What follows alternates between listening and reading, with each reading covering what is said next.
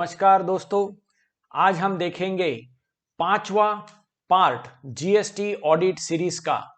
इसके अंदर draft disclosure of GST audit financial year 18-19 के ऊपर हम देखेंगे कि जीएसटी ऑडिट जो 9C है उसके पार्ट बी में कहां कहां पे नोट्स हम दे सकते हैं, डिस्क्लोजर्स दे सकते हैं, और ये आखिरी पार्ट है अपने जीएसटी ऑडिट सीरीज का। तो ये जो डिस्क्लोजर है ये आप सबको गाइडेंस पर्पस के लिए है, और एज अ जीएसटी ऑडिटर हम सुटेबल ऑब्जर्वेशंस, रिमार्क्स, क्वालिफिकेशन दे सकते हैं अपने फैक्ट्स और फिगर्स ऑडिट्स के देख के। और जीएसटी लॉ ये वोलेटाइल लॉ है, तो आप सबसे रिक्वेस्ट है कि आपके फैक्ट्स और फिगर देखकर ही आपने कमेंट्स और ऑब्जर्वेशन देने हैं। तो चलो देखते हैं कि 9C के अंदर कहां कहां एज अ ऑडिटर हमको नोट्स और कमेंट्स देने पड़ते हैं। तो सबसे पहले है रीजंस देने पड़ते हैं अगर अनरिकंसाइल्ड डिफरेंसेस रह जाता है, टेबल नंबर 6, 8, 10, 13 और 15। तो ये मोस्ट इंपॉर्टेंट है, क्योंकि अगर यहां पर हम रीजंस अगर प्रॉपरली दे पाए तो ही इसका लीगल बैकिंग रहेगा। आगे चल के कोई असेसमेंट आई कि ये डिफरेंस क्यों आया है तो उसका एक्सप्लेनेशन हमारे पास रहना चाहिए। फिर आते हैं पार्ट बी में, पैरा 2 है। यहां पर बुक्स ऑफ अकाउंट मेंटेनेंस के ऊपर हमको देना है कि बुक्स ऑफ अकाउंट मेंटेन किए हैं या नहीं किए हैं, यानी नॉट मेंटेन है तो कौन से नहीं किए हैं, या हमको यहाँ पे ड्रॉप डाउन से सिलेक्ट करना पड़ता है कि कौन कौन से बुक्स ऑफ अकाउंट्स मेंटेन किए हैं। तो ये section 35, rule 56, 58 of CGST act से ये फॉलो होना चाहिए। और यहाँ पर क्या क्या पूछा गया है उसकी एक लिस्ट भी है हमारे पास में कि inward and outward supplies of goods and services और बोथ ये मेंटेन किए हैं क्या नहीं, ये हमने चेक करना चाहिए। फिर stock of goods, input tax credit avail, output tax payable and paid, goods and service tax imported and exported, RCM जो सप्लाईज हुए हैं उसके डॉक्यूमेंट्स, इनवॉइसेस, सेल्फ इनवॉइसिंग जो है, क्रेडिट नोट, डेबिट नोट्स, ये भी मेंटेन है क्या नहीं, advances receive paid and adjustment thereof. तो ये सारे डॉक्यूमेंट्स हमको चाहिए कि जो जीएसटी लॉ के अंदर हर एक टैक्स पेयर को एप्लीकेबल है, कंपोजिशन डीलर छोड़ के। तो ये लिस्ट एग्जॉस्टिव लिस्ट है, और हमको ये देख लेना चाहिए कि और भी कौन से रिकॉर्ड्स मेंटेन करने का बोला गया है और वो मेंटेन किया है या नहीं किया है। जैसे जीटीए के केस में लॉरी रिसिप्ट वगैरह भी मेंटेन करना जरूरी है। फिर आते हैं पैरा 3 ऑफ बी। इसके अंदर हमको ये देना है कि ड्रॉप डाउन मेनू में से सिलेक्ट करना है कि कौन से बुक्स ऑफ अकाउंट्स मेंटेन किए हैं, नहीं किए हैं। फिर हमको ये देखना है कि profit and loss account, balance sheet, cash flow statement जहां पे एप्लीकेबल है वहां पर ही हमको देना है। तो ये ड्रॉप डाउन मेनू से हमको यहाँ पर सिलेक्ट करने हैं। और फिर आते हैं हम पैरा 5 के ऊपर। तो पैरा 5 के अंदर ऑब्जर्वेशन दे सकते हैं, हम क्वालिफिकेशन दे सकते हैं यहाँ पर। और यहाँ पर 15 रो दिए गए हैं, 1000 कैरेक्टर्स हर रो में हम डाल सकते हैं। पर मोस्ट इंपॉर्टेंट पार्ट ये है कि as a auditor we can attach notes to GST audit in a separate statement, यानी आप वर्ड का फाइल हो उसको पीडीएफ में कन्वर्ट करो, और जो बैलेंस शीट और पी&एल हम जोड़ रहे हैं उसके साथ में इसको हम जोड़ सकते हैं। तो ये एक चीज यहाँ पे करनी चाहिए। ऊपर के रो के अंदर हमने लिख देना चाहिए एज सेपरेट शीट अटैच, और उसके अंदर नोट्स लेना चाहिए। तो ये एक इलिस्ट्रेटिव 50 से 55 ऑब्जर्वेशंस, कमेंट्स, क्वालिफिकेशंस और डिस्क्लोजर की लिस्ट है, जो कि हम फटाफट देखेंगे। और आपको ये पीपीटी भी मिल जाएगा, जो भी मुझे ये ईमेल करेगा या व्हाट्सएप करेगा कि हमको चाहिए, मैं ये आपको दे दूंगा, तो आप इसको यूज कर सकते हैं। तो सबसे पहला डिस्क्लोजर है कि रिकंसिलेशन स्टेटमेंट है हमारा 9C, it is not assurance of overall compliance. ये मैं क्यों कर रहा हूं कि हर एक ऑडिट रिपोर्ट के अंदर 9C के साथ में ये लगाना चाहिए। क्यों लगाना चाहिए? क्योंकि प्रेस रिलीज आई थी मिनिस्ट्री ऑफ फाइनेंस की, गवर्नमेंट ऑफ इंडिया की। तो यहां पे बताया गया है कि the scope of the present audit is respect to the reconciliation statement is limited to reconciling the value of declared annual return GSTR 9 with the audited accounts of the taxpayer। तो ये एक बहुत बड़ा हमारा एक डिस्क्लोजर है कि हम जो भी 9C में इंफॉर्मेशन दे रहे हैं ये हमारा रिकंसिलेशंस के ऊपर ही फोकस है, और ये जो भी क्लैरिफिकेशंस आए थे, ये प्रेस रिलीज जो आई थी 4 जून 2019 को, 3 जुलाई 2019 और नोटिफिकेशन नंबर 56 ऑफ 2019, ये रिलाय हुआ है हमारे preparation, verification and reporting of the reconciliation statement. इससे हमारा स्कोप डिफाइन हो जाता है, क्लियर हो जाता है। तो ये नोट्स तो हर 9C में रहना चाहिए। फिर आते हैं हम स्टॉक्स और रिकॉर्ड्स के डिस्क्लोजर्स के ऊपर, जो 9C में हमको देना है कि यहाँ पर ये हमको लिख सकते हैं कि जो भी हमने एग्जामिनेशन किया है, ये इंफॉर्मेशन और एक्सप्लेनेशन जो हमको मिला है वो हिसाब से बुक्स ऑफ अकाउंट मेंटेन किए हैं, एक्सेप्ट कि मेमोरेंडम स्टॉक स्टेटमेंट मेंटेन किया है या पार्शियली आरसीएम के रिकॉर्ड मेंटेन किए हैं, सेल्फ इनवॉइसिंग नहीं है। और ये भी लिख सकते हैं कि ये मटेरियल नहीं है जो भी डिफरेंसेस है, या ये जो भी हमने डिस्क्लोजर किया है ये कंपनीज एक्ट और tax audit report of income tax act जो भी कंडक्ट हुआ है उससे उसके ऊपर हमने रिलाय किया है। फिर हम देख सकते हैं कि बेसिस ऑफ ऑडिट, ये भी एक नोट हम दे सकते हैं कि मेंटेनेंस ऑफ बुक्स जो है जीएसटी के अंदर, फाइनेंशियल स्टेटमेंट ये एंटिटी का है, ये मैनेजमेंट की रिस्पॉन्सिबिलिटी है। हमारा तो सिर्फ यहाँ पर ओपिनियन देना है वेरिफिकेशन के बेसिस पे, तो हमने टेस्ट चेक बेसिस लिया है, उसके बेसिस पे एविडेंस लिए है और वो हिसाब से हमने ये रिकंसिलेशन किए हैं।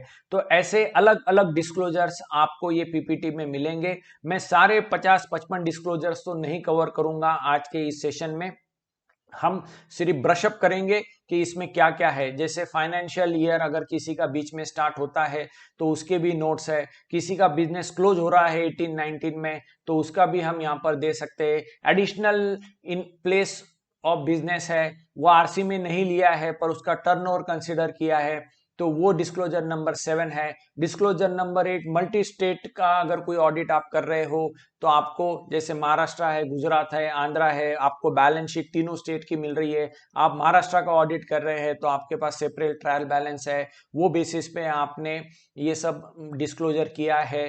तो मल्टी स्टेट एक्टिविटी के अंदर आपको ट्रायल बैलेंस मिला नहीं मिला, एसएपी में से लिया है आपने क्या, outward registered, inward register, SAP से जो रजिस्टर्स मिले हैं, ईआरपी से जो रजिस्टर मिले हैं उसके ऊपर आपने रिलाई किया है।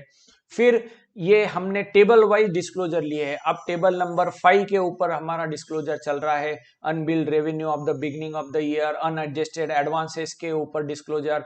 फिर ये डीम सप्लाई जो 5D है उसके ऊपर डिस्क्लोजर दे सकते हैं कि हमारे ये बुक्स ऑफ अकाउंट्स के अंदर ये ट्रांजैक्शन नहीं है क्योंकि ये विदाउट कंसिडरेशन है, तो मैनेजमेंट ने जो रिप्रेजेंटेशन दिया है उसके बेसिस के ऊपर हमने ये शो किया है। 3B के अंदर रिफ्लेक्ट हुआ है, 9 में रिफ्लेक्ट हुआ है, वो बेसिस पे 9C में लिया है। क्रेडिट नोट जो कि फाइनेंशियल ईयर में नहीं, अकाउंट फाइनेंशियल ईयर के अंदर end of the financial year है but not reflected in the annual return of 18, 19, 17, 18, वो हम यहाँ पर दे सकते हैं।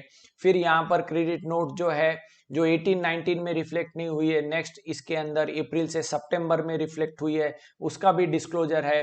ट्रेड डिस्काउंट्स का है कि फाइनेंशियल क्रेडिट नोट है, नॉट परमिसिबल अंडर जीएसटी है। कई बार होता है कि P&L के अंदर डिस्काउंट्स रहते हैं तो वो सेल में से रिड्यूस नहीं होते क्योंकि जीएसटी अलग से चार्ज नहीं है, फिर भी वो इनकम में दिखते हैं, वो परचेज साइड के रहते हैं। तो ये सारा हम यहाँ लिख सकते हैं कि जो इनकम के अंदर डिस्काउंट्स आए हैं वो परचेज साइड के हैं, वो वैल्यू ऑफ सप्लाई को इफेक्ट नहीं करते, या वो प्री एग्रीड है या नहीं है, परमिसिबल नहीं है जीएसटी के अंदर रूल 15 के हिसाब से, तो वो हम सब यहाँ लिख सकते हैं। फिर कंपोजिशन वाला है, वो अगर नॉर्मल में कन्वर्ट हुआ है तो उसका डिस्क्लोजर है। फिर टर्नओवर के अंदर कोई एडजस्टमेंट किया है, जैसे हमने इंटरेस्ट अगर लेट पेमेंट के ऊपर किया है तो रूल 15 के सेक्शन 15 के हिसाब से वो आउटवर्ड सप्लाई में आता है, तो वो हम यहाँ पर लिख सकते हैं। फिर फॉरेन एक्सचेंज फ्लक्चुएशन के ऊपर अगर कोई नोट देना है तो वो भी यहाँ पर दिया है कि फॉरेन एक्सचेंज फ्लक्चुएशन ये ऑडिटेड फाइनेंशियल स्टेटमेंट से हमने लिए है। फिर सेल ऑफ फिक्स असेट्स ये टेबल ओ में लिया है 9C में, क्योंकि वो बैलेंस शीट आइटम रहता है तो हमने ये बैलेंस शीट से वेरीफाई किया है और उसका प्रॉफिट एंड लॉस अकाउंट और उसका जो भी एडजस्टमेंट है वो 5O के अंदर हमने बताई है। तो ऐसे पूरे डिस्क्लोजर्स है, ये डिस्क्लोजर्स आप रेफर कर सकते हो और इससे आपके 9C को और बेटर बनाने का आपको चांस मिल सकता है। और इसके अंदर हमने डिस्क्लोजर्स अलग अलग बेसिस के ऊपर डिसाइड किए हैं, जो भी हमारा इशू है वो हिसाब से भी हमने यहाँ लिया है। जैसा डिस्क्लोजर नंबर 36 ये goods in transit in ITC का है। फिर ITC booked in current financial year, claim in subsequent financial year, जो टेबल नंबर 12C में रहते हैं कि हमने ये यहाँ पर जो टेबल नंबर 12C में लिया है वो हमने क्यों लिया है, उसका अनरिकंसाइल का डिफरेंसेस क्या है, या हमने वो ऑप्शन अवेल करी थी कि पिछली बार नहीं बताना, इस बार ऑप्शन हमने अवेल की। 180 डेज के अंदर आईटीसी रिवर्सल हो रहा है तो उसका भी डिस्क्लोजर हम यहाँ ले सकते हैं। तो ऐसे कुल मिलके जैसे कि GSTR 2A और GSTR 9C में ये एक इंपॉर्टेंट डिस्क्लोजर है, टेबल नंबर 8 में डिफरेंस आ जाता है और उसमें 2A के अंदर शॉर्ट है पर 3B के अंदर ज्यादा आईटीसी लिया है। तो ये आईटीसी ले रहे हैं 80C, तो ये 80C से हम एक रिप्रेजेंटेशन ले सकते हैं कि हमको ये मिलता है या उसका रीजन क्या है, डिसअलाउ करना है नहीं करना है। फिर पीडीएफ जोड़ सकते हैं टेबल नंबर 8 का, ऐसा प्रेस नोट आया था तो वो ऑप्शन अगर अवेल करके हमारे ये नोट्स के साथ में हम देते हैं तो वो भी हम यहाँ पर लिख सकते हैं कि हमने ये जोड़ा है। फिर बाद में आरसीएम के डिस्क्लोजर्स दे सकते हैं कि आरसीएम जो भी पेमेंट हो रहा है उसके बेसिस पे हमने लिया है, बुक्स के अंदर एंट्री आरसीएम की थी नहीं थी, वो भी रीजंस हम यहाँ लिख सकते हैं।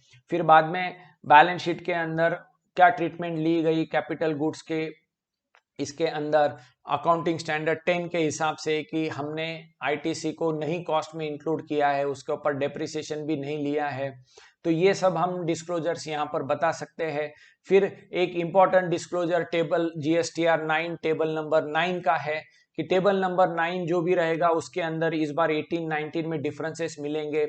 तो वो डिफरेंसेस काय के है कि GSTR 9 में due to the payment of IGST CGST ऑफ 17-18 जो 3B के अंदर रिफ्लेक्ट हुआ है वो टेबल नंबर 9 में रिफ्लेक्ट हुआ है। टैक्स पेड के कॉलम में पेबल का कॉलम टेबल नंबर 4 से आ रहा है। तो डिफरेंस क्यों है, तो 17-18 का टैक्स 18-19 में पे हुआ था और वो पिछले साल के GSTR से भी वो टैली है। या फिर डिफरेंस है वो इसके वजह से है क्योंकि excess utilize of excess tax paid, यानी 17-18 के अंदर एक्सेस टैक्स पेड किया था वो 18-19 में हमने यूज किया है, उसके वजह से टेबल नंबर 9 GSTR 9 का डिफरेंस में है।